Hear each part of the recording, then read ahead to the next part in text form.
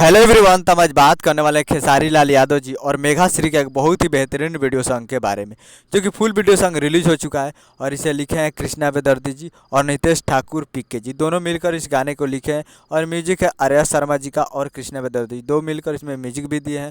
तो ये full video song release हो चुका है और इसे गाए हैं खेसारी लाल यादव जी और शिल्पी राय जी, जो कि आपको स्क्रीन के ऊपर दिखाई दे रहा है। जिस सॉन्ग का टाइटल रखा गया है भोरे भोरे, जो कि फुल वीडियो सॉन्ग रिलीज हो चुका है और फिट में है खेसारी लाल यादव जी और मेघा श्री जी।